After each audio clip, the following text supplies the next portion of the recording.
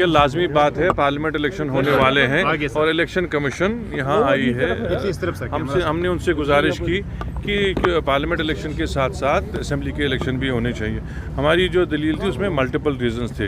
एक ये है कि लोगों को पिछले 10 साल से अपनी सरकार जो है चुनने का मौका नहीं मिला, मौका नहीं मिला। तो हमने उनको कहा कि एक लोगों की भी ख्वाहिश है कि उनको जो है अपनी सरकार बनाने का मौका मिले, अपनी सरकार चुनने का मौका मिले। एक वो दूसरा हमने कहा ये देखिए यहाँ का टूरिज़्म सेक्टर जो है एक बहुत वाइब्रेंट जो है सीज़न के की एक्सपेक्टेशन कर रहा है और एक ही साल में जब आप 2 इलेक्शन करेंगे तो लाजमी तौर पे ये इकोनॉमिक एक्टिविटी बहुत डिस्टर्ब हो जाएगी।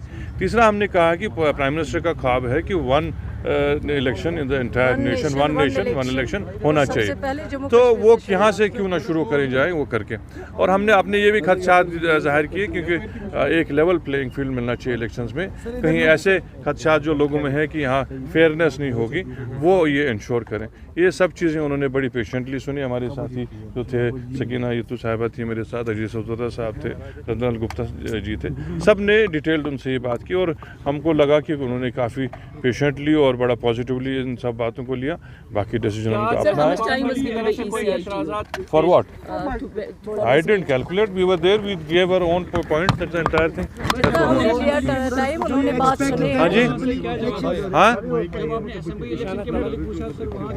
देखिए जनाब, आज तक जब भी इलेक्शन कमीशन यहाँ आया ऑन द स्पॉट वो कोई जवाब देते नहीं है, लेकिन उनकी बॉडी लैंग्वेज और उन्होंने जो रिस्पांस दिया उससे लगता है कि वो रैशनली और बड़ा पैशनेटली इस डिमांड को सुनेंगे। हमने अपनी तरफ से पूरे लोगों की यहाँ पे नुमाइंदगी की है, लोगों की बात की है कि लोगों को अपना जमहूरी हक मिलना चाहिए और आप अभी तक लोगों को वो जमहूरी हक देने में नाकाम रहे हैं।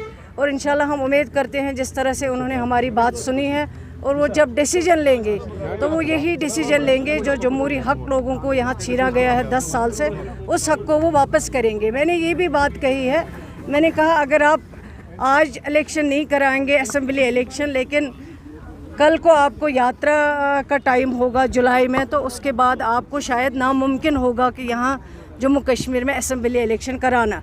आज अगर कराएंगे तो आपके लिए 2 फ़ायदे हैं। एक, आपका जो सिक्योरिटी का एक्सपेंडिचर है वो आपका बच जाएगा ताकि अगर आप दोनों इलेक्शन इकट्ठे करेंगे। और ये कोई बड़ी बात नहीं है, जब आपने यहाँ पंचायत इलेक्शन किए, हमने भी अपने टाइम पे जब हमारी सरकार थी हमने पंचायत इलेक्शन किए और वो ज़्यादा मुश्किल था। एक एक फ़र्द को गाँव में 10-10 पंच होते थे, सरपंच होता था, उनको सिक्योरिटी फराहम करना वो ज़्यादा चैलेंजिंग था बजाय इसके कि अगर आप पार्लियामेंट और असेंबली इलेक्शन इकट्ठे करेंगे। इंशाल्लाह उम्मीद है कि उन्होंने हमारी बात सुनी और हमने कहा है कि टाइम यहाँ तक आ गया है कि सुप्रीम कोर्ट में जाना पड़ता है लोगों को ताकि इलेक्शन कराए असेंबली इलेक्शन।